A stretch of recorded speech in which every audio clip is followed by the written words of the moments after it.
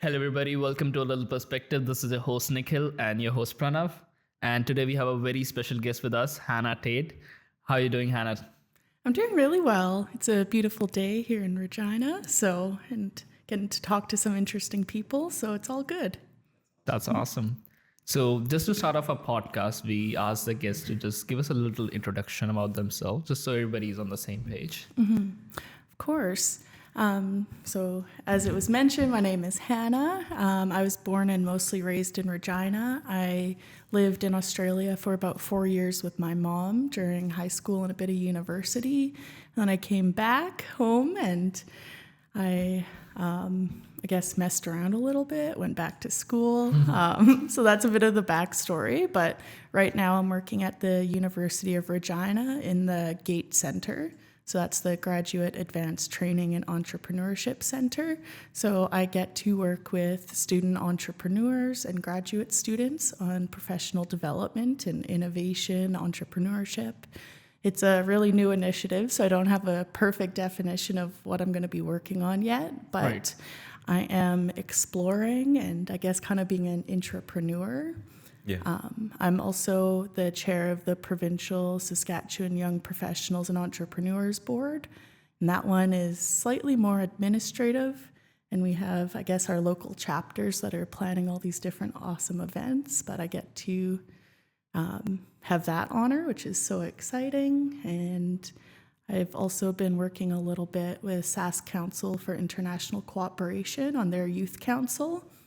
And I just named all these like very, I guess, professional, serious things. But I guess on the more personal side, I love adventuring outside and hikes. And right now I'm learning how to speak Dutch on Duolingo. Oh, nice. It's relatively new. I think I'm on a 41-day streak. Let's That's go. awesome. Let's Yeah. That's so dope. Yeah. And I love cooking and hanging out with friends. And Are you yeah. planning to go to Netherlands? Yes. Yeah. I've just booked flights to go in August. So Oh, that's cool. I'm so excited. The language is a really steep learning curve. Right. Do either of you speak other languages? Well, yeah. So since we're from India, like we speak Hindi.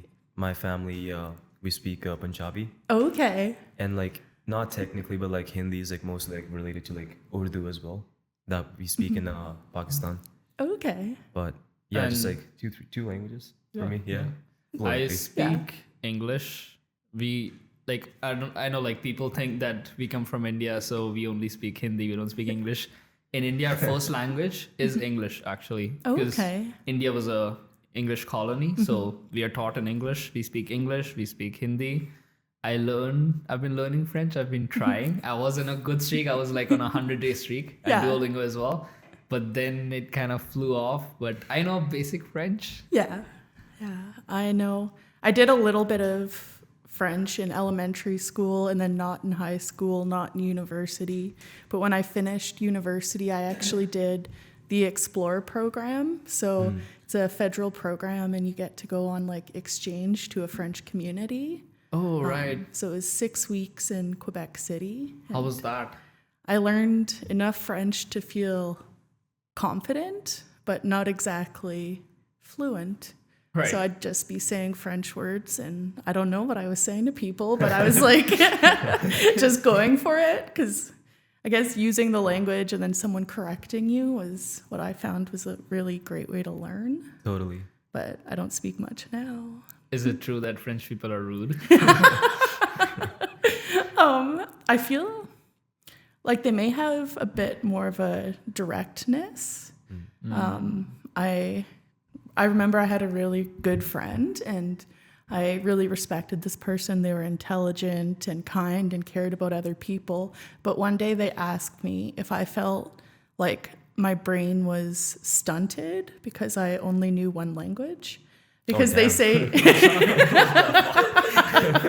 and I was kind of like, that's what I would almost consider like a stereotypical Quebec thing to Yeah. say. Like, and Well, because you're they say languages help connect pathways in your brain and they Yeah, yeah. make you like intelligent. Oh yeah, totally. I mean, we speak two languages. We are nowhere near intelligent. But I feel like to your point, from what I understand, like this is like my analogy on it. I feel like when you're born into like speaking Hindi and English, that's not really you trying to strive to speak another language. Like your parents just like taught you and you pick that up. Yeah. But in like I follow, actually both of us follow like this guy Andrew Huberman. Oh yeah. Yeah, so he actually says that like that basically sends sparks in your brain, and that actually boosts your intelligence. Like the more languages you know that you actually physically try to know. Yeah.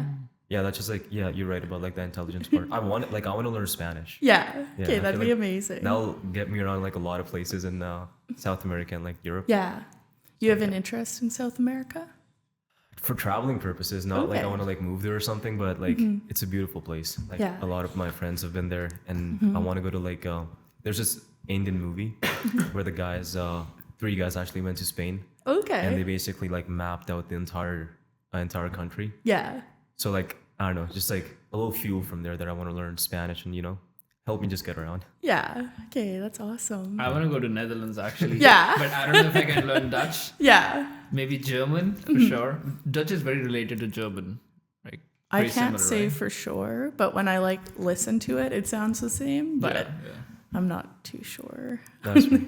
But yeah, I really Yeah. want to go to Netherlands. Yeah. Probably next year. Yeah. But let's see. I have a friend who lives there. We've known each other for like almost 7 years. That's More than insane. that. Okay. Yeah. So you'd even have a place to stay. Yes, Yeah. exactly. Yeah. Oh yeah, saving money. Yeah. So Hannah, why don't we like take as we say like a blast to the past? So how did the move from like being born and raised in Regina, a complete like 180 to like Australia? How did that happen? Yeah. So my parents had divorced when I was younger, and then my mom met a man online.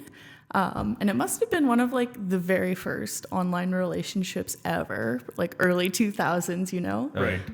And it wasn't actually a dating site. It was in the comment section of a Rolling Stones fan page. That's insane. So both of them had really liked the Rolling Stones, and I guess they had somehow connected on there, and then the relationship sparked from there. And it was funny because it's so different than the digital world we have today. I remember my mom and stepdad had never, I guess, seen each other before, but my grandma came over and we had like a little photo shoot with my mom. So we could send Steve, my stepdad, a picture. And then we took the pictures, went to Walmart to develop them, and then we got them back. And in the best photo, the one that my mom liked the most, her shirt had ridden up a little bit, so a bit of her tummy was showing. So we colored it in with a red marker and then put it in an envelope and sent it to Australia. And so that's so different than Snapchat and Facetune and yeah. But I guess that's their story on how they met. And moving to Australia was probably one of the hardest things I had done because I was quite young and I had a very serious choice to make about where I wanted to live. My dad stayed living here in Regina, and I had an older sister that was going to be staying in Regina, and I had a younger sister that was kind of like, I'll do what you do, Hannah. So it was really lucky that I got to have my younger sister, Maddie, in my life and kind of taking that journey together. Yeah, so I don't know if that answered your question. No, but that does.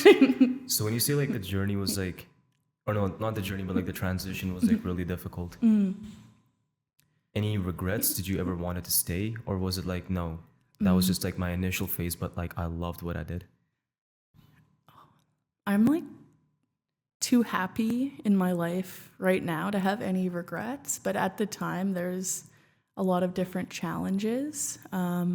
And I am really privileged in a lot of ways because Canada and Australia have some relative similarities. They were both former British colonies, and I'm Caucasian, so I was part of the majority in both those countries. I spoke English, which is the language in both those countries. And I had, I guess, a certain level of financial stability. So I know that in terms of immigration, it could have been a lot harder. And I remember I had a Turkish friend in Australia, and so he was like a person of color, but he had actually lived in Australia since he was 2 years old. So he grew up running on beaches. He grew up having shrimp on the Barbie. Okay, Australians don't say that, but he grew up Australian. But he always got teased more than I did about being an immigrant, and but it was because of how I looked and sounded, I guess, like an Australian. They thought my Canadian accent was cute, not like a sign of me not knowing the language or something like that. Right. Yeah. So it was, I also I went to public school there, and I had always been in the public school system here in Regina, and I was like, public school, that's fine. But when I got there, there was quite a big gap between the public school system and the private, and that's something I was really shocked about. But I also had to wear a school uniform, and so I had like a blazer and a button shirt and a plaid skirt. And I think we had like that same thing like back home too. Like every school that you go to, no, I don't think it's even like private or public. You get assigned a uniform. And yeah, that's like pretty cool to see like that happens in Australia. Like I didn't know that. Like I thought like it's like just like Canada that you like wear whatever you want to wear. I love that idea of having a uniform, because it just shows that when you're coming to school, everybody's equal. Like there's no discrimination or anything. Everybody's wearing the same logo. You're part of the school as much I am. I love this idea. Yeah, and it made things a lot simpler. And I know men also put a lot of effort into their clothes and appearance, but particularly when you're a teenage girl trying to figure out your place and your style and stuff like that, it was easy to put on the uniform and just be like, I'm done. Like, just be yourself, Yeah, I feel like the last step is just like Hannah being Hannah. Yeah. So when I was at the university, I was involved in a lot of ambassador program. I was like an ambassador leader for a year. I remember during that time you were the president of URSO. Yeah. How's your experience being there? Of course. Going to university. Okay, I'm going to go back a couple years and like give me a signal if I'm talking too long. No. No, that's what we want. Yeah, exactly. So I had graduated high school in Australia, and I got into my dream program, which was biomedical science at a fairly prestigious university. Oh, wow. And it was like just the best thing that ever happened to me until I realized it was not the best thing for me. So I ended up dropping out, and then I guess traveling around the mid-north coast in Australia selling orange juice. Fresh squeezed orange juice, kind of a That's insane. cash under the table type of job. Then I'd worked a couple other jobs, and and it was tricky for me because people wanted to see that I was like allowed to work in Australia, that I had a work visa or permanent residency, but it's not like they give you a certificate like that you can just show people. So I was struggling to find a job, so a lot of the work I did was under the table, I guess. Right, cash jobs. Yeah, and I was getting paid about half of minimum wage, and then I was like, okay, I don't know what I'm doing with my life. I'm going to go back to Canada. I worked a couple more like kind of crappy jobs, and I was like, I got to go to school. And when I went back to school, it was like I'd seen so much of real life that I was focused, and that I was like, I know what I need to do. And when I first went to university, I was like, I want to go to university and get a job and have a happy life. That's what I wanted. It was very about me, I guess. And then as I started going through my university journey, I started meeting more people, and I had gotten involved with the UR ambassadors, and I had done the UR guarantee. I'd gone to, and I was part of a lot of different clubs and stuff. And I realized that I had so much I could contribute. And part of that was the real life experiences. And I was a mature student, which is funny.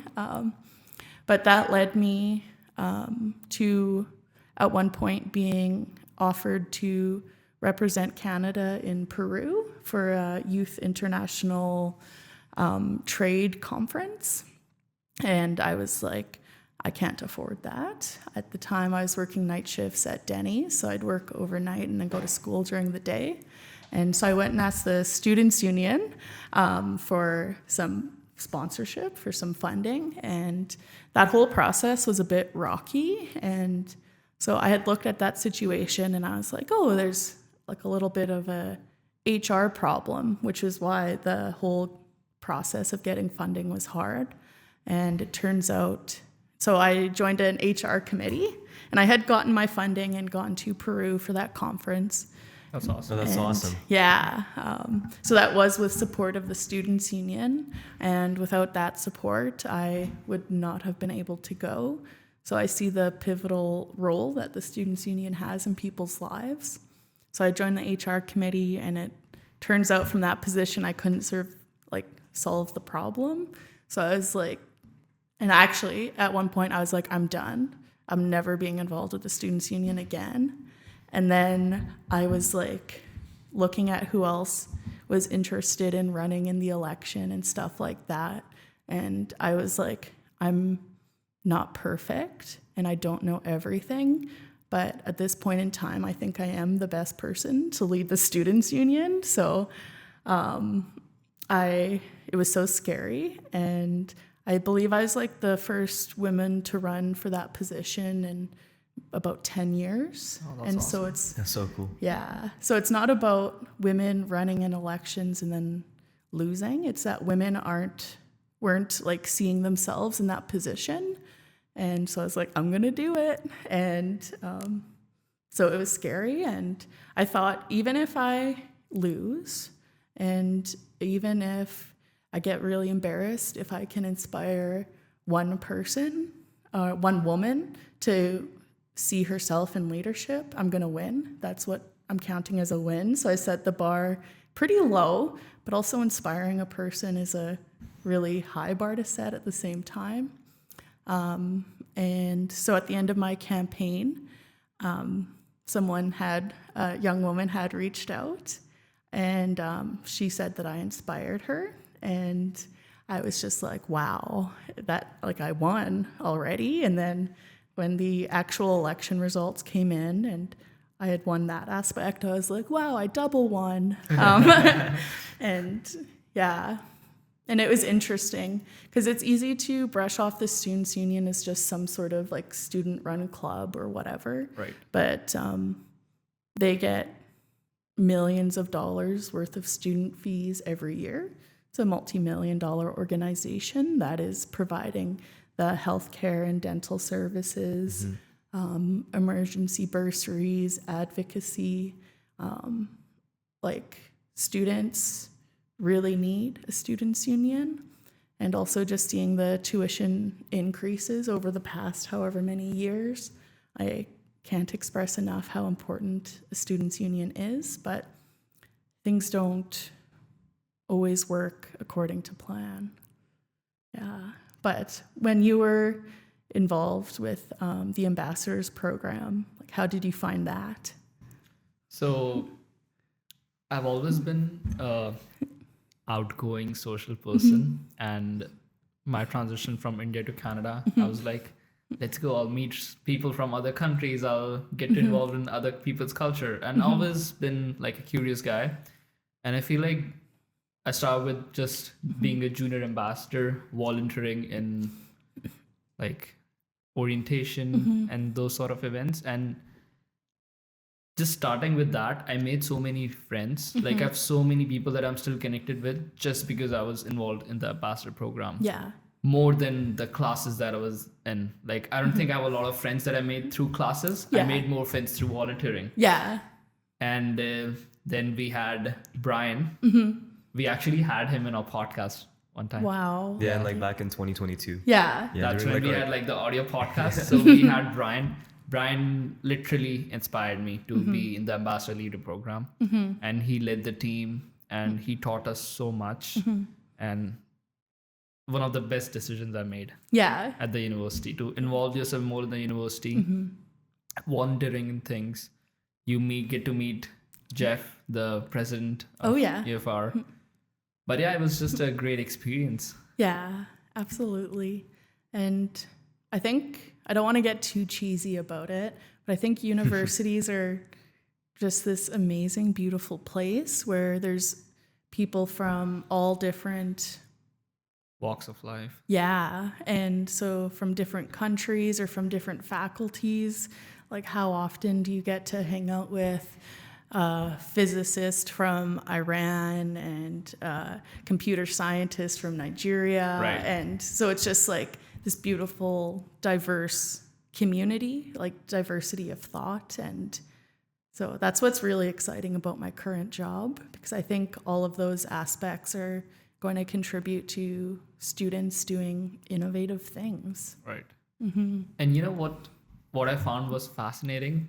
I was living with a roommate, and he was also at the university. And we were two opposites. Like, I was very involved at the university, Yeah. and he was not. Yeah. Right. And I would often see him complain that, like, we pay so much fees, and what am I getting out of this university? And I'm thinking to myself, I don't know, man. Like, there's so much happening at the university. Yeah. You walk around, you see a notice board, and you'll always find something like an event happening on the weekend on Thursdays. Like, I remember we did so many keynote speeches. We had so many keynote speakers, and I learned a lot from them. Yeah. So, I mean, I enjoyed my university life. Got a lot from there. Yeah. I feel like it's one of those things that you get out what you put in, Totally. and it's going to take your time, and it's going to maybe be stressful to get involved, and it's going to push you past your comfort limits. But if you want to get the maximum value in university, you got to put yourself out there. And one of the most pivotal groups that I had been involved with was JDC West. Yeah. And wow, that was just such an experience. And you're on, He was in JDC I West was too. Yeah. I joined in 2022. yeah, So I was on the operations management team. Yeah, so we competed in 2023. wow, Yeah. wow. No, it was one hell of an experience. Yeah. Yeah. Like I cherish that a lot, and I'm very glad I did it. So, for you, like you've been a part in like all these leadership programs as well, and like in JDC West too, you told me like after like you were a delegate, you actually took like a leadership role as well. Not so much with JDC West. I had participated as a competitor for 3 years. But for JDC West, I had gone back after I graduated and helped like coach and judge. Yeah, And exactly. one thing that I find fascinating is when a program is so good that an alumni of that program will give up Friday afternoons to come and contribute to it, that's when you know you have something. Exactly. Like, what inspires someone to give up Friday afternoons? It must Right. be good. Yeah. Yeah. And like you mentioned this, and we follow this guy. His name is Simon Sinek, and he talks about like this exact ideology that you mentioned right now numerous times about being an inspired leader. What does that mean to you? Like, what's your definition of an inspired leader?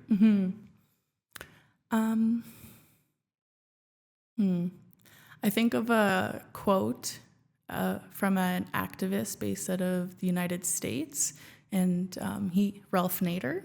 He says that the function of leadership is not to create more followers, but more leaders. And so it feels like it feeds the ego when you have a group of people that look up to you and will follow your every word and that kind of stuff. But I think the best thing is when people stop following you and start going out on their own path. So creating more leaders. And I think that with the state of the world that we're in right now, we need more leaders more than ever. And yeah, so I think that's what leadership's about for me, is getting more people involved. And okay, back to the Students' Union and my Yeah. goal of wanting to inspire one woman. That woman who had reached out and said, "You inspired me to run." She had ended up running in later elections, and she lost one, and then she got back up and she won. And so that's she awesome. had actually been a student leader, and I got to, I guess, follow her on Instagram and just see the impact she was making. And still to this day, I'm like, wow. And maybe she would have done it without seeing me, but just thinking I could have been a small part of her journey. Right. Like, that's what leadership means to me. I hope she's watching this podcast. Yeah, I'll send it to her. But I feel like that's the whole point, right? Like, you don't realize what a word, a sentence can do to impact people, Absolutely. good or bad. Like, that's what people say, like your words are like an arrow. You can't take them back. So it better be something good that boosts people up. Yeah. And you did exactly that. Like, all you did was like, I want to inspire one woman. That was like your base goal. Yeah. You weren't like aiming for the stars, even though that was like, you know, in the back burner, like you wanted to do it. So how do you like explain that in words? Like, you see her like progressing so much. And what's like something you would give an advice to future generations, like future people?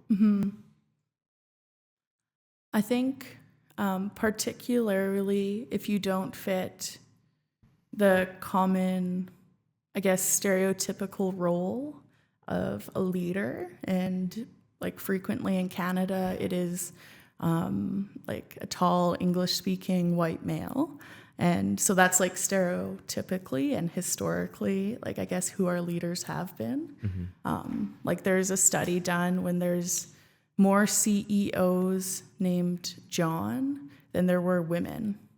And like, yeah.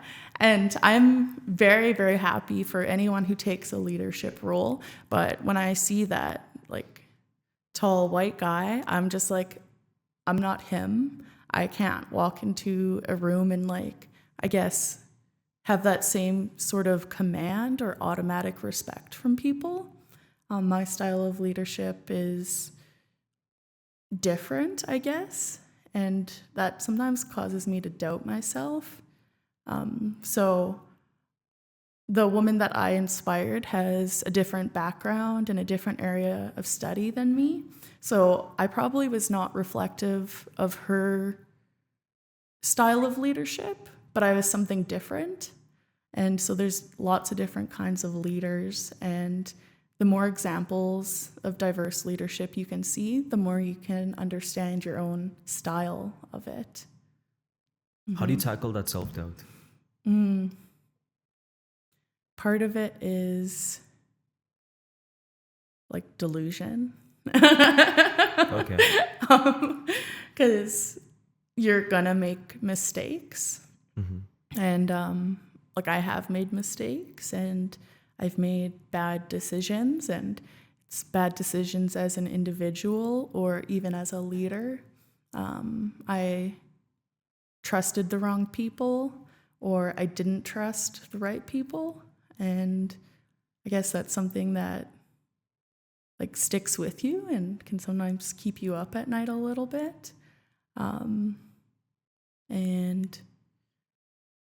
so I guess, like, recognizing that I'm human and I'm going to make mistakes, but deep down, I know myself. And I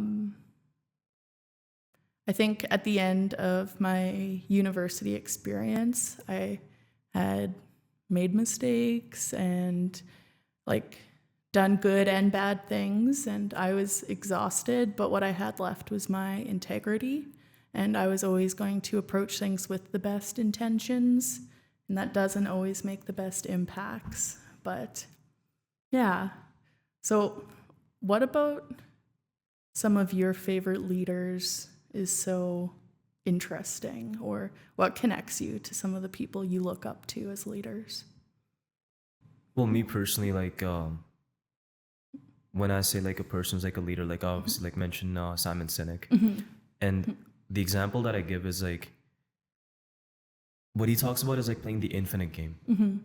You can't pursue leadership or, like, you know, want to be a leader for like the short-term purposes. Like, hey, I want to make that much profit, or I want to make my company go to like from this level to that level. Those are very short-term goals. Because something could happen you might not get that goal. But the way like he approaches leadership is like being there for your people. And just always letting them know that no matter what happens, I'm always going to be there for you to back you up. And like the story he shares is like there's two types of leaders. One who walks into like an employee's cubicle and says your numbers aren't high enough, do something about it or you're out of here. Like you're going to get sacked. Yeah. And there's the other type of leader who's like, hey, I'm talking to my employee. Your numbers aren't high enough. Are you okay? And that's the whole point. Like, you know, like how you mentioned too, it's like those words, how they inspire people. Yeah. You also have to check up on your people. Like what's happening? Because everybody's fighting a battle. You are, I am, he is, the people watching. There's something going on in the back of our heads that we're like, hey, we're constantly thinking about that. And if even one person just asks us, how are we doing? That makes a huge impact. And people, I guess they're not doing that nowadays, but he pushes people to be those type of leaders. Yeah. Is check up on your employees. They might be going through something. You can bombard them with work as much as you can, but you're not going to get anything back. And that's like a very transactional relationship. And that's what I see with like a lot of people too. Like they'd be approaching, like young people approaching actual made up leaders that I only want to talk to you because I see a profit in you. They talk with like a very profit and loss statement. It's like, it's not accounting. Yeah. Like you want to develop like an actual human relationship. So that's the type of leadership I want to like actually spread in the world too. Is that if somebody's having a conversation with me or I'm having a conversation, it's a genuine conversation. How can we be better? Who are you? I'm not chasing labels. Yeah. I don't know. How about you? I feel I've had a lot of different leaders in my life, and in my definition, there's nothing as a perfect leader. Everybody has a very different style of leadership. Some of my teachers, they might not be 6 foot bodybuilder. They might be lean, scrawny, but some of the strongest people I met. So I feel like the most important thing in being a leader is perfectly what Pranav said, that you should be people focused. Simon Sinek says that when you're in a leadership role of a company, for say, you're not responsible for the customers. You're responsible for the people who are responsible for the customers. And I feel like having more human connection, more empathy, those soft skills is what make you a leader. Having a 6 foot bodybuilder physique won't make you a leader. Of course, that's important too. That has its own place, that you would want to look strong. Appearance does make a difference. And you would want to look strong, right? But those soft skills are way more important than, you know, how I look and all that stuff. Yeah. But yeah, that's my definition of being a leader. Yeah, that makes a lot of sense. And when you were just talking about appearance and leadership, I had read something in the past couple days that said it actually makes economic sense for a woman to try to be thin. Your body weight will impact how much you're compensated or how competent people view you as is impacted by your appearance. And so I'm just like, wow, that's sad. Complete BS. Yeah. And as you said, like, you know, like that definition of a proper 6 foot Caucasian guy. Yeah. Well, Napoleon was short. Yeah. He literally ruled the world. Yeah. Like literally the whole world. He was pretty, shorter than me. Yeah. Just imagine that. It's just that he led by example. He was one of the only general who would fight from the front. All the, you know, kings and leaders, they would be on the back. They would have their soldiers in front. Only person who would run from the front. Yeah. And I don't know so much about Napoleon, but something I find interesting is he would have seen, I guess, the front lines and what his people were facing. And it reminds me of that show, kind of Undercover Boss, where the CEO would go into a workplace and work with, like, I guess, like the lower level employees just to see what they see. And I think as a leader, like being down on the ground and seeing it is so, so important. Because then you can have more empathy towards them. You know, they say that a person who's been in the army for, say, 20 years, 30 years, becomes a general. if he's in a leadership position, he would be the last person to go to tell people to go to war, because he knows how it is. Like, he knows what bloodshed is. But somebody who's been in a corporate office his whole life, never seen what war is, he would be like, oh yeah, go to war, get killed. Yeah. Yeah. And I think that nowadays there is such a disconnect with, I guess, people in positions of power and the everyday people. And we used to have, like, I think, well, maybe I'm glamorizing the past, but I think there's more mutual experiences within communities. But now people have personalized algorithms. They're seeing what like social media tells them to see, the things that they're going to like to see, so that mutual experience and understanding of another person's life is not as prevalent anymore. And I don't want to get too serious or political or anything, but how many politicians actually go and speak to an individual experiencing homelessness? How many politicians will go and speak to someone experiencing like struggles with drug use? And yeah. I feel like it's all pretty superficial. Like what you see is like, you know, like how people say like in the desert you see a mirage. It's not really there. Yeah. Like I see like exactly what you're trying to say. It's because like they have to look good in the eyes of people. They have to say those certain keywords that connect with you. Like that spark, like, hey, I think I like what he's saying. Yeah. I'm gonna go with this guy. Yeah. But you're just saying that from like a very wide angle lens. You're not trying to zoom in to your own country. Yeah. And I completely understand that. Maybe that's what's missing too, is that nowadays, and not just like politicians, I feel like that's what's happening with like leaders too. And I don't want to undermine, there are amazing leaders out there, like you included. There's like people who actually give a shit. You care about these things, but people look at it from like a very wide angle lens, like, hey, everybody's the same. But that's not true. Yeah.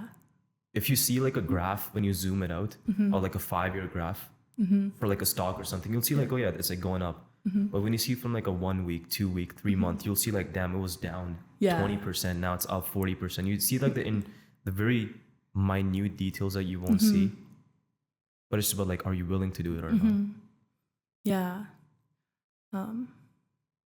I think about some of the politicians that I have met, and I've just been like shocked. Oh, you met everybody. That's insane. That's cool. That's so cool. I've been like kind of shocked because I would prepare a lot, and I guess this is getting into some of my advocacy stuff. But I used to go and read ministry documents. I'd read all sorts of like information about current events. I would prepare so much just to sit down and have a conversation for 20 minutes.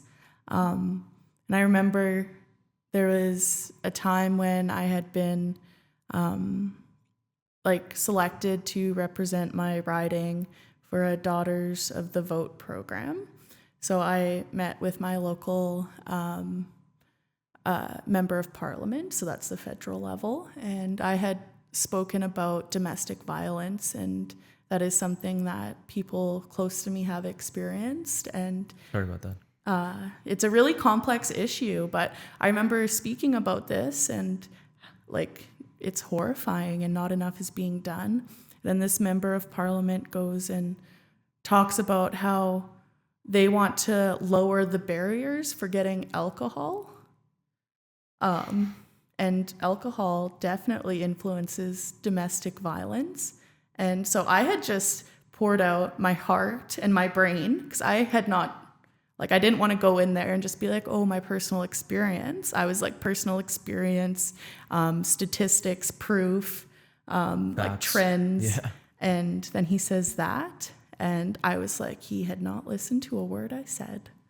And there's been a lot of situations like that with leaders that I've met. And what goes through your mind when you're like, hey, there's people who genuinely want to make an impact. And like you said, pouring your heart out. And you see a completely third answer being thrown out. They're like, yeah, like we talked about A and B, but I'm going to talk about Z right now. Yeah. Like, what goes through your mind? Probably you punch see- him in the face. Besides violence, because that's what you're going against. You can't do that. You want to see what domestic violence is? I'll show you. It's I pride myself on being very professional, but I have a little list in my head of people that, and it's not that people I disagree with, it's the people that didn't listen and didn't consider what I had said. I don't mind if someone has a different opinion than me, but you better hear mine out.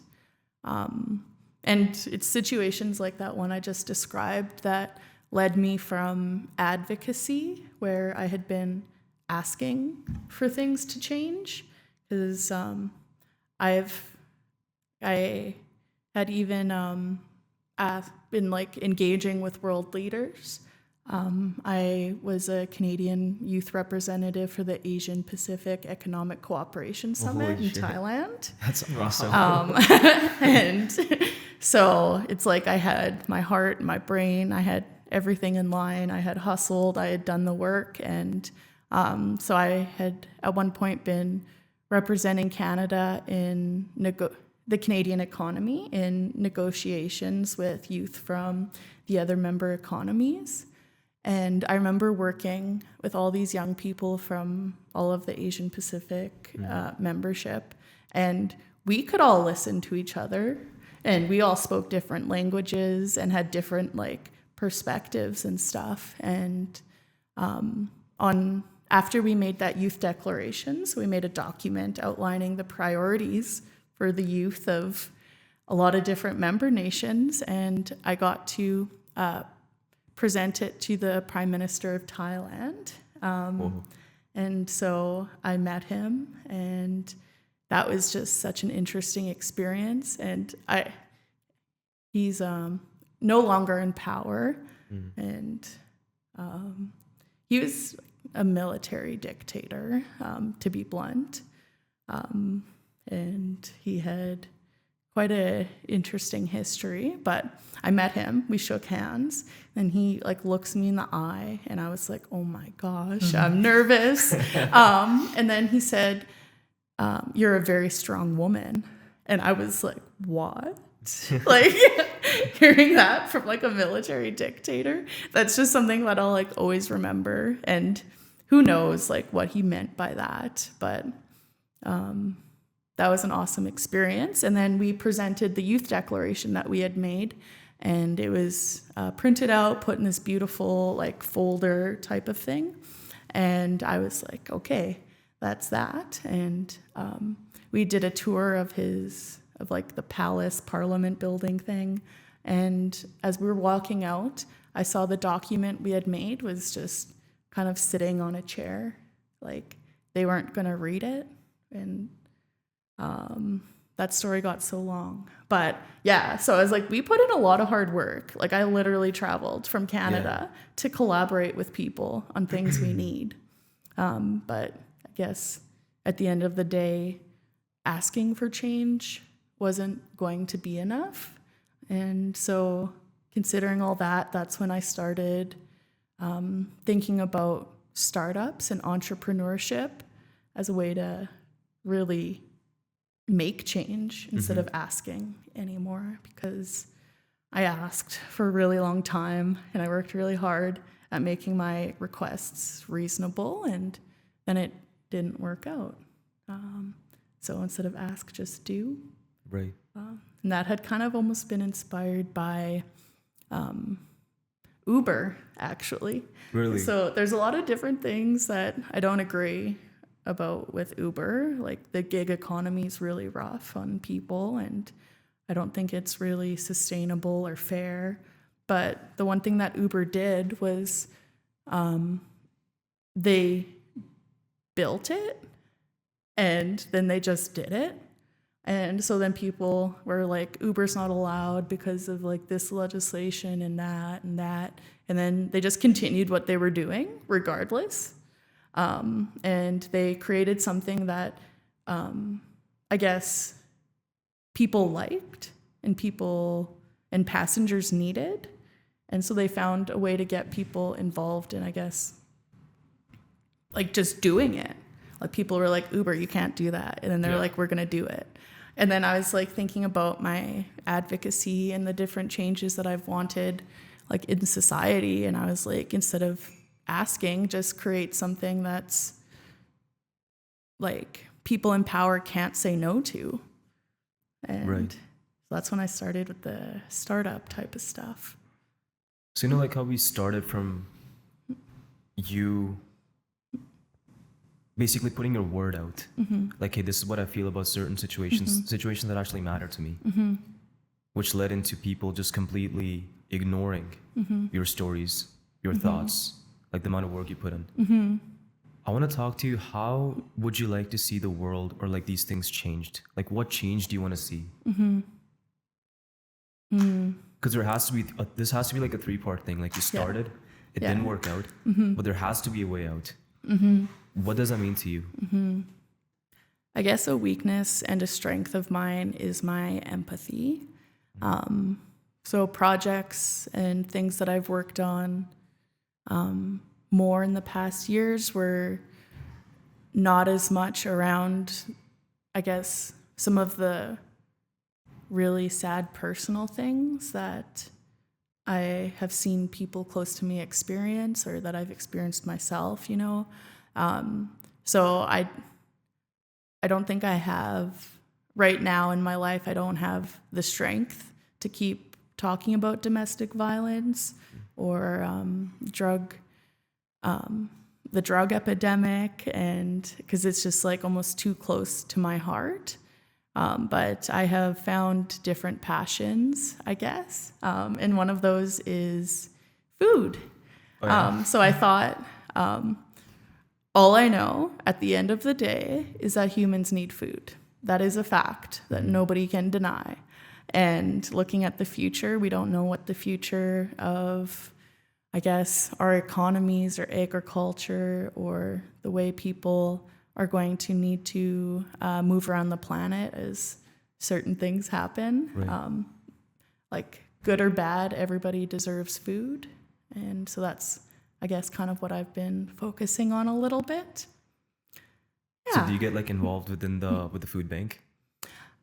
Yes, but what I've taken from my experience in the tech startup world is the scalability of tech startups. So they can rapidly expand their business offerings, and that's like cool and stuff. But I'm like, what if we can rapidly expand services of the social sector? Because right now, food bank, they have certain constraints of what they can and can't do. And like, I've heard that they have a goal of being non-existent one day, but I don't fully understand how that can happen. But what else? So like, no, like when you mention like food, like, how do you like build that like in your current life? Like when you say food, like, what, like expand on that. So after university, I had participated in a couple of 24-hour startup competitions with the Connexus Cultivator. Oh yeah, we saw that. So the second time I had participated, my group and I ended up winning. And we had pitched the idea of a 2-sided marketplace to connect urban producers to urban consumers. So it could be a grandma with 5 extra tomatoes that wanted her tomatoes to feed somebody, or it could be a community-based garden with 500 extra tomatoes. So we wanted to optimize the distribution process of locally grown fruits and vegetables. And like, it's so simple in a way. And that ended up not being a solution I could fully pursue creating at that time in my life. And like, even just like, it feels like a tiny topic of food. It's just like part of our day, part of our economy, like part of who we are, just a small part. But addressing like food security is really massive and complicated. Because not everybody gets that privilege, right? Yeah. Like for us, it's like a very normal thing. Because like we have the privilege, we have like the ability to have 3 meals in our body. Yeah. But ask a person who can't even afford one. Yeah. And also, like the type of food that we choose to eat. Like you look like you work out, so you probably have to eat specific things to maintain your muscles. Yeah, you know? try to, yeah. Yeah. Yeah, try to. Yeah. And so I guess that's a choice that a lot of people don't get. Choosing what fuels their body. That's interesting. Right. So, as Pranav mentioned, that we follow Simon Sinek, and one of his philosophies is people connect to why you do, not what you do. Right. So every day you wake up, why you're waking up. Right. So just that philosophy. Talking to you, your story. You've talked to so many leaders. You've been to Thailand. You've involved yourself in food. You've been in university. You've been in entrepreneurship. You've explored yourself so much. What's your why in life? Why do you do what you do?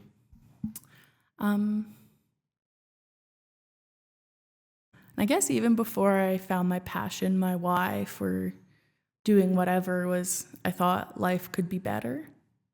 I saw room for improvement, and whether that was me like working at Value Village for a little bit. I worked really hard, and I was like, I think it could be better for me. And then once I got going, I was like, I think it could be better for the people around me. And then now it's kind of like, I think it could be better for everyone on the planet. But that's so vague and high level. And I think that I can't fully articulate my why, but I know it so well. And the thing that I've kind of struggled with sometimes is how. Because I have all this passion, but it's like you need to do something about it. And so figuring out the best way to, I guess, reach your why was important for me. That's pretty cool. And like how Simon Sinek talks about like that too, like it's like the golden circle Okay. rule. So what people usually do is like they look at the circle from the outside in. So it's what, how, and why. Okay.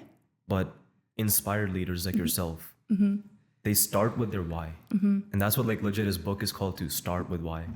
Or start with why, right? Yeah. Exactly. Yeah. So what he says is also like, you figure out what your why is. Your next step is to figure out how to execute your why. And then you tell people what you do. Because that's what like what Nikhil said too, like people don't buy what you do, they buy why you do it. If you yourself aren't clear in your why, which you totally are, Yeah. I feel like the only next step is like your execution, which you're doing. So I feel like it makes sense when it's hard for you to not articulate it, because you know exactly what you're doing. Yeah. It's just hard to put it into words sometimes. Yeah. Trust me, that's like me too. Like maybe because like I haven't figured out my why yet completely. But no, I understand that. Yeah.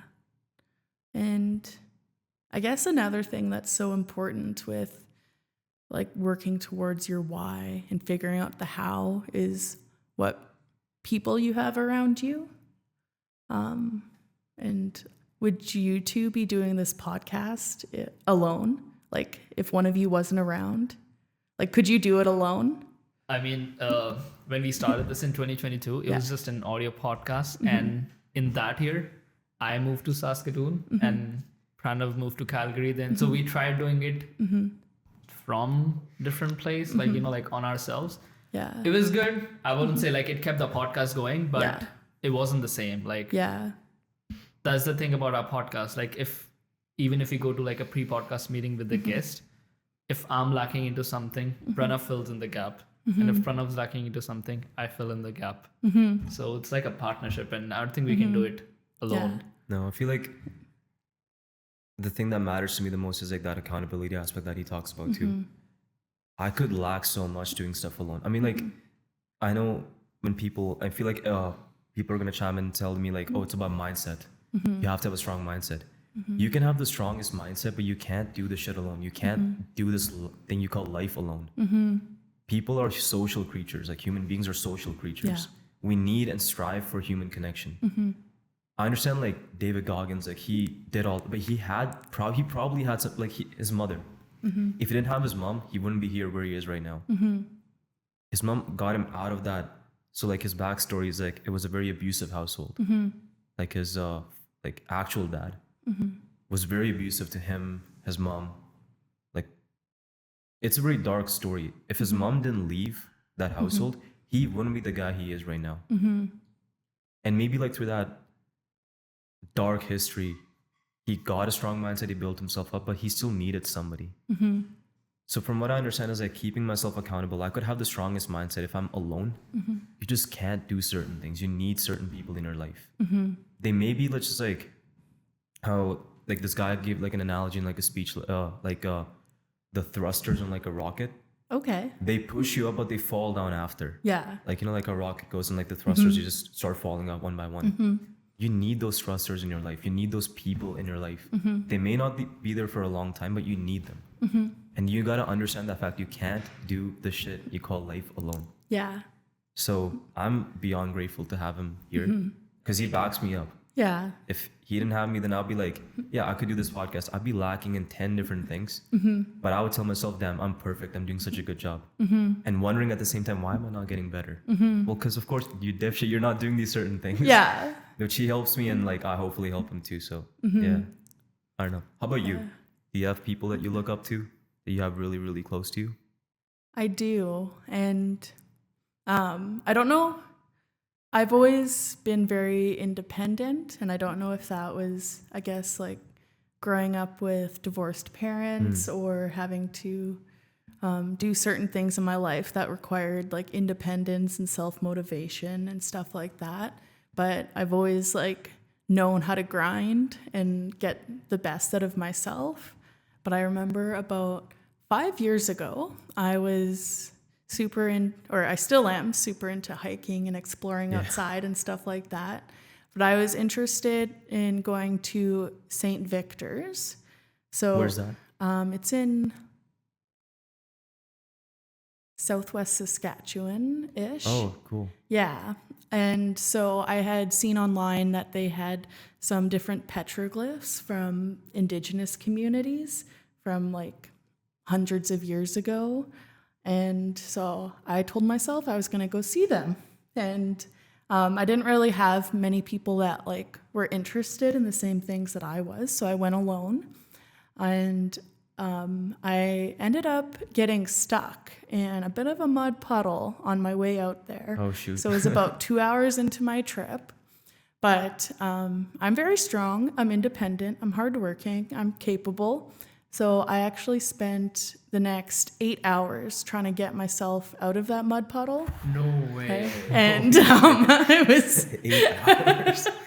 and I still sometimes look back on like the pictures I had taken that day of me being stuck, and I had a couple of granola bars and a couple of rock stars to keep me going and motivated. And I just thought it was hard work that was going to get me out of that hole, and that I had not tried hard enough. And so I kept working harder, and it was just, okay, I'll dig this for 15 more minutes. I will do this for 10 more minutes. And then literally 8 hours had passed, and I finally called someone for help. But I guess I found it like shocking that it wasn't hard work and my intellect that was going to get me out of it. And honestly, if there had been one other person there, it would have been easy enough to push my little Toyota Matrix out of that mud puddle. Yeah. But alone, it was impossible. Right. So as I sat in the dark listening to coyotes with a dead cell phone and no music on in my car to save the car battery, it's just me and howling coyotes, I was like, you do need people, and it doesn't matter how hard you work or how smart you are. Some things are impossible to do alone. So that one major experience, how is that shaped into the Hannah that we're seeing right now? Well, actually, this is really exciting to say Oh, yeah. because Let's hear it. just last weekend, myself and my friend went to St. Victor's. And there we go. So it did take me 5 years to, I guess, get back there. And I was almost maybe a tiny bit pushy about it because we hadn't specifically gone there, but I was like, if we have time, let's stop off there. And I think that I have a newfound respect for, I guess, collaborating and doing things together and recognizing you can't do things alone and you also don't have to. And it's not always the most satisfying thing to do alone. So sitting there with my friend, looking out over these beautiful hills, thinking about like what the indigenous groups who had carved these petroglyphs had been thinking about. It was just like an amazing experience that is very different from the first time I had tried to see them. Because that first day, I didn't even get to see them because I was stuck on a dirt road for 8 hours. Yeah. You saw wildlife more than the stuff you wanted to see. But I feel like, like it's like that, I don't know if it's a quote or like a saying or something, but if it's like, you could be the most successful person in the world, but if you don't have that to share, if you don't have someone to share that with, you're going to feel completely empty and hollow inside. Like you could have millions of dollars, have the best cars in the world. But in the end, if you go to bed alone, or if you don't have like at least somebody by your side, it's that fun part. Like you said, you won't be satisfied. You could have everything, but you're still questioning like, what is it that I don't have? Yeah. Because I'm just not sad. I'm not full. Yeah. And I feel like at some points, like maybe my ego or my strong desire to be independent and capable and just fix things has led me down like a dark, lonely path in some ways. I know when I had been in different leadership positions, I had been really stressed and it was impacting the relationships I had with the people around me. And so I knew my why, but the how I was doing wrong because I was just like grinding and the people around me were like, you're not okay, you need to stop. But I thought that if I worked hard enough, I could reach this higher purpose and help people and accomplish my goals. But but a lot of those people have like forgiven me for that kind of stuff and not putting them first. Yeah, but you didn't like have any malice in your heart to do it. Yeah. Because like your entire why is to help people. Yeah. Which is kind of like, now that I think it's like a paradox that you want to do it alone, but to help people. Yeah. But like, again, like they have forgiven you, and I feel like anybody will when they know why that person's doing that, for what reason. Like it's not like for like a bad, you don't have any like hatred in your heart. They're like, no, I don't need your help. Yeah. Maybe it's like a state of mind, I guess, that people go through. Yeah. Or maybe it's a bit like martyrdom. Like, what does that mean? I'm sorry. Yeah. It's like when someone sacrifices themselves and then they get like a bit of fame or whatever. Like, and so I think about that a lot too. But yeah, I feel like this whole mentality of being a lone wolf that's been so romanticized lately. I don't think it works. Yeah. Just imagine, I always think of humans as still the cavemen, right? Imagine one caveman guy who's just alone, who's hunting alone, and then there's a group. Yeah. Who's gonna thrive more? The group, right? That's how human actually survived. How did we beat all those big bears, those animals, those saber-toothed mammoths by working in groups? Yeah. None of us can do it alone. But it still takes courage to accept the fact, you know what? I don't think I can do it alone. I need somebody. Yeah. And what you did is just brave, right? There was this movie that I saw. It's like an animated movie on BBC World. It's called The Fox, the Horse, the Boy, and I don't remember the whole. Okay. The Mole. Yeah, the Mole. Yeah, it's on Apple TV. Okay. It's on Apple TV, exactly. I think it's like a 25-minute little... It's like a short animated movie. And the fox is walking with the boy who's on the horse, and they're just having a conversation. And the fox asks the boy, what's the bravest thing that you've ever done? What's the bravest thing you've ever said? and the boy says, "Help." Okay. Yeah. I 100% agree with that. Yeah. And I think people look down a little bit on Saskatchewan, like, oh, there's nothing to do here, there's nothing cool happening. But I think our community, they will answer the call when you are brave enough to say help. Totally. And the space between an individual and someone who's willing and able to help is so small. And it's interesting, like, I guess when you were making your podcast and you're reaching out to people being like, I need you to make this podcast. Like, we need guests. So I guess, can you talk about that a little bit? Like in what sense? Like how we, like our process? Yeah, I guess the process. Like, how do you convince people to help you? Or I feel like the biggest superpower that we have is authenticity. Like, yeah. we're not trying to sell anything.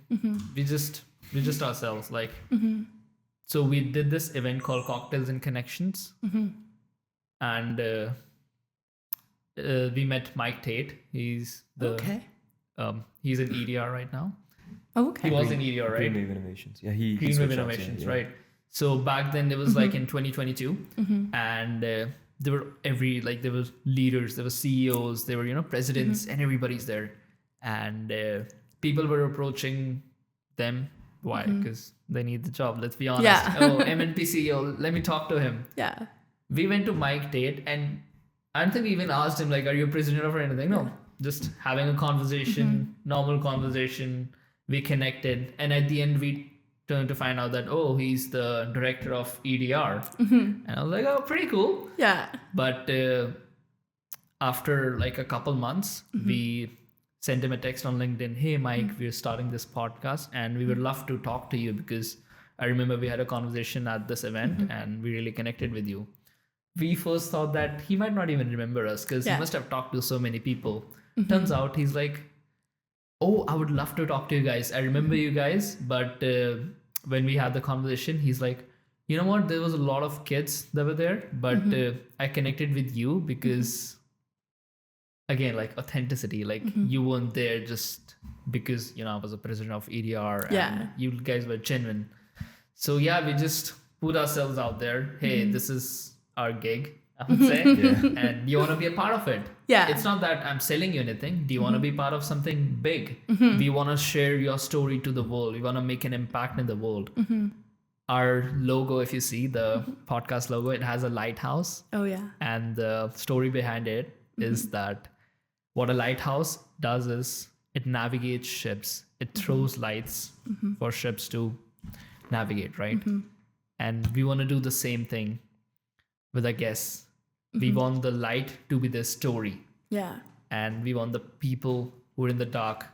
Let's take your example, like the girl who you inspired. She was in a dark place. Like she didn't know if she wanted to do it. She didn't want to do it.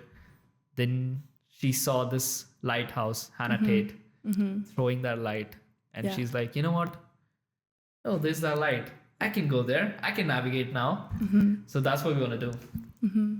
That's beautiful. And I feel like in and this is funny because like I just mentioned like a few minutes ago that I don't know my why, but the best part about like both of us is like we both know our why for the podcast, and exactly what you said, like sharing stories, sharing perspectives, and we have the exact same goal as you that you had at one point. Is even if we inspire just one person, our job is done. Yeah. Like in this short life, if you can inspire people and they can further inspire people, if it's like a ripple effect, what more could you ask for? Exactly. I don't know. Exactly. I'm going to ask you one last question. Yeah, before we go. Before we move on to our, the rapid fire round. So our podcast is based on this idea that a story can change somebody's life. No amount of motivation, inspiration, YouTube videos can do what a story that a person can relate to can do, right? Like I'll give you an example. Like the story that I really connect to is of Anne Frank. Just a regular girl. She wasn't the president of a country. She wasn't a soldier or anything. but the story that she had, a Jewish girl who was stuck in a factory for like 2 years, 3 years. She didn't see sunlight her whole life after she was in the factory. The courage to say that, whatever is happening outside, I still believe people are good. So that story is what I really relate to in my life, and it's very impactful. I really get inspired by her. What's one of the stories that you relate to in your life? It could be fiction too, like Yeah. anything.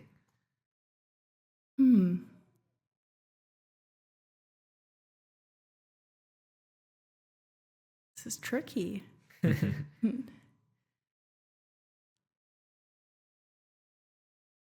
I guess it's not so much a story, but the thing that's coming to my mind right now, there's a rapper called NF. Oh yeah. Yeah. And a lot of the work that he does really resonates with me, first of all. And in terms of like rappers, a lot of it is like swearing and drugs and acting tough and all this stuff. But a lot of what he raps about is really vulnerable. And I just find it so classy. He could swear, he could like say all this stuff, and he doesn't. Like, he truly does not swear. And I'm not trying to be like a Puritan or anything, but I'm like, he is creating amazing music without, I guess, going down like Without a vulgar. legitimacy? Yeah. But he has a song called Hope. And in one line, he says something like, "What's my definition of success? It's doing something else that nobody else can." And so I think that's something that inspires and resonates with me is, I guess, the music. And I really do like enjoy people so much. And so I feel like I get inspired like every day. And I've met a lot of inspiring people throughout my time at in student leadership or in the community or doing advocacy work. And yeah, and I think there's little inspirations all over. Right. Everybody has a story. Yeah, exactly. You know, Everybody has a NF, story. one of my favorite songs from him is Trauma. Okay. Yeah. One of his lines is, "Grab my hand, I'm drowning. Yeah. My heart keeps on pounding. Why haven't you found me yet?" Yeah. His songs are like really like music. Yeah. I love NF. Yeah. Yeah. I went to his concert in Saskatoon. Oh, that's cool. That's awesome. Like last year or something. Yeah. I did like let a couple of tears out. Oh, it's yeah. like rap, but it's like also a bit like emo. You Like, can relate to it. yeah. Totally. Yeah. And one thing that was just so cool about him was like a lot of concerts, the like artist will like talk and do some banter and like, I don't know, say stuff on stage. And I swear the whole night, he just let his music speak for himself. Yeah. Like, he did not say anything to us. He Right. just did his rapping and did the music. And I was just like, wow, like, enough said. Let Right. your art speak for itself at some point.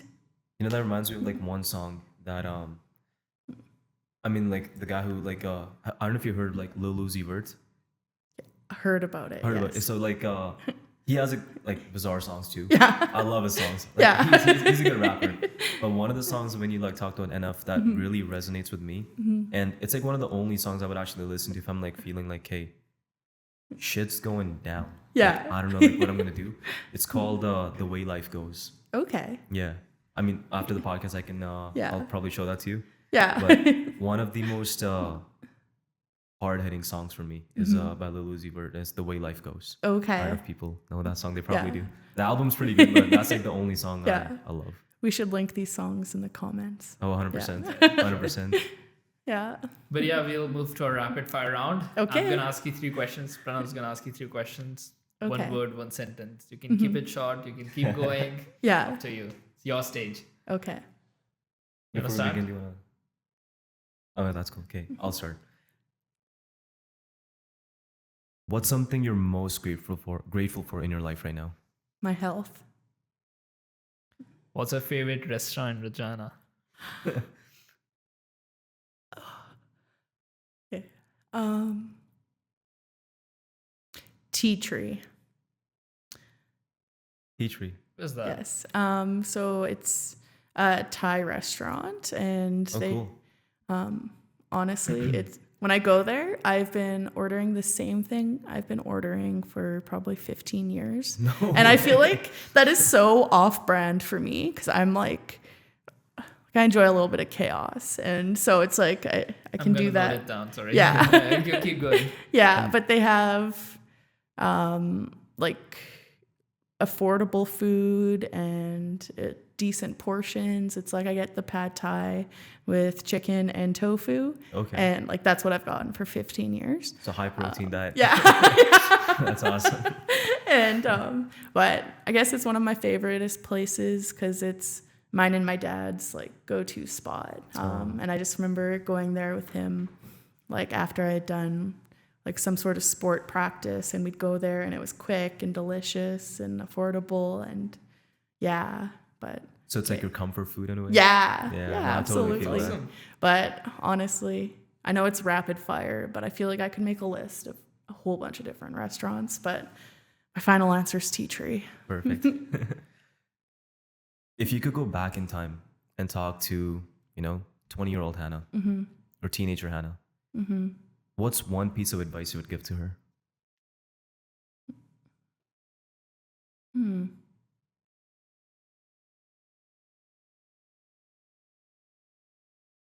I don't know.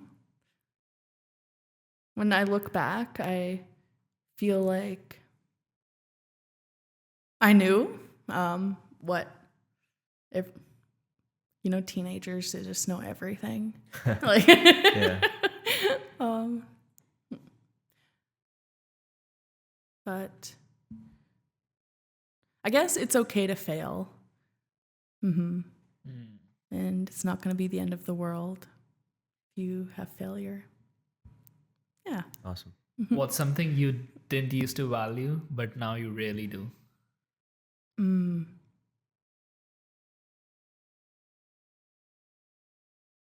I think my grandparents in a lot of ways.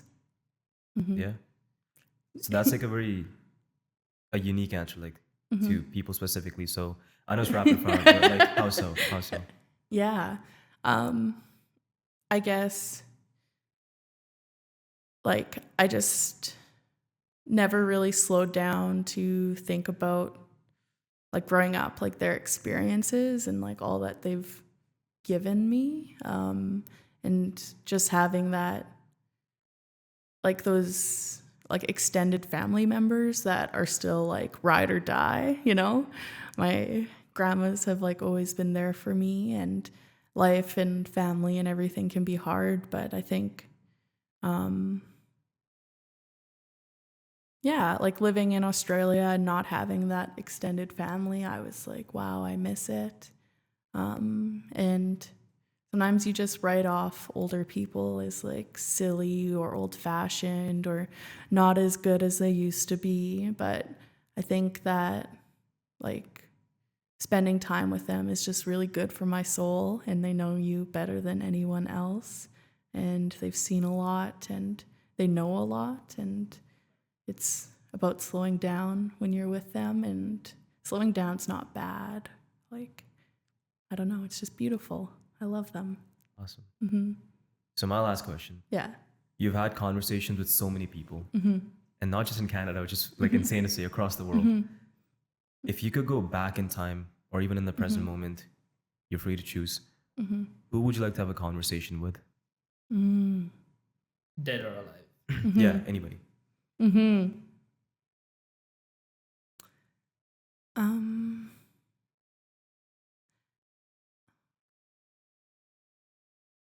Interesting question. Okay, and it's like a lot of people ask that kind of question, but who would I want to speak to? I actually did when I was in Thailand. Prime Minister Jacinda Ardern had been around. She had been the Prime Minister of New Zealand. And I didn't get a chance to meet her. But at one point, the youth delegation was going to be removed from the conference after a couple of the delegates had acted aggressively to the volunteers. And it wasn't me. I didn't get them kicked out. But the youth were about to be kicked out, and Jacinda Ardern had gone to bat for the youth to continue to be included in this conference. And I would just absolutely love to have a chat with her. And I wish I could remember her exact quote, but there is a quote that I came across when I was doing the Students' Union elections and stuff. And it was about leadership being about compassion and kindness. And so that's always really resonated with me. Yeah, so I think maybe Jacinda Ardern. I'd love to speak to a lot of different philosophers. Stoics.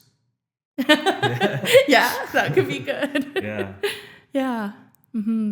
I guess my list is long, but I guess Jacinda Ardern's who's coming to mind. One thing is, I always find people that you think you don't have anything in common with, or like you don't see value in speaking to, those people as well are just, wow. Because they open you to a different perspective. I was going to say Yeah. exactly that. Yeah. But yeah. One thing, I don't want to make anyone feel awkward, No, but for sure. I was thinking I'll ask you a question. Oh, yeah. Okay. Of course. And it's serious. Right. Okay. When was the last time you cried? Or if you're not criers, when was the last time you had like a really strong outward expression of emotion? When was the last time you yelled?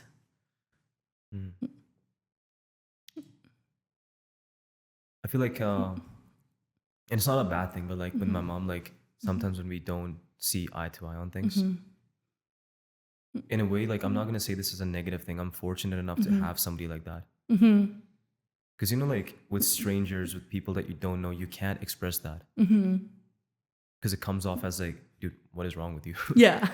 But like, I feel like your mom or parents are the only people that you can actually express. But of course, like, you don't cross the lines. You respect your elders. But you can still express yourself in a way that you can't with anybody else, which is pure raw emotion. She'll soak it in, you soak hers in, and it's a good exchange. Yeah. So I feel like with my mom, would have been pretty recent, to be honest. Yeah. Yeah, I would say like the strong emotion that I felt, and I cried a lot. So last year I went to India. My family lives back in India, and that's fine. Okay. And just to give you like a background, I've been in a residential school my whole life. So from grade 6 to grade 12. So I've lived away from family, didn't grow up with my parents, like just that independent guy thing. So as a mother, it's very hard for you to be away from a kid, right? So after grade 12, I moved to Canada, and I was here 4 years, and then I went back to see my family after 4 years. So Yeah. almost like 7 plus 4, 11 years, Yeah. I would say. And I was there for 2 months. We had a great time. We went on a few trips. My sister got married, and the cab ride to the airport, I was in the backseat with my mom. She was crying. She was holding my hand that, you know, my kid is going now. And that was a very emotional moment for me. Yeah. That's tough. But wow. And I feel like it's interesting thinking about mothers and being vulnerable, because I think mothers are some of the strongest, most impactful leaders in our lives. And not all moms cry, but like I think moms are sometimes more likely to. And Totally. but the strength of like mother's love and the way mothers lead and like shape their family, I think crying should be more okay in life. and just an acceptance. It's not a weakness to cry. It's not, crying is like when someone cares so much. So, Yeah, you can't ever fake that. yeah. Like, totally. But yeah, I think it's a good note to end the podcast on. Crying. No, hey, we're got laughing, tissues. we're happy. We're laughing, we're happy. But yeah, thank you so much, Hannah. It was just a wonderful conversation. Like the podcast guests we get are every time it's just a different conversation. Every time it's different. And yours was more about change, impact, inspiring someone. Yeah. I'm so glad that you gave us your time. Yeah. Thanks so much for asking me. It's always exciting to see someone wanting to do something and then doing it. And that's what you two are up to. So thank you. Yeah. Well, no, thank you. Because like it's all our pleasure that you're here. So we're really honorable to have you here. Oh. And yeah, any final remarks before we part ways? Any advice, final words to the people watching? I don't think so. No? I think, yeah, keep listening to the podcast. Awesome. Well, Check it you out. heard it here first. You heard it here first. Awesome. Thank you so much, guys Hannah. for being Thank on a you. little perspective.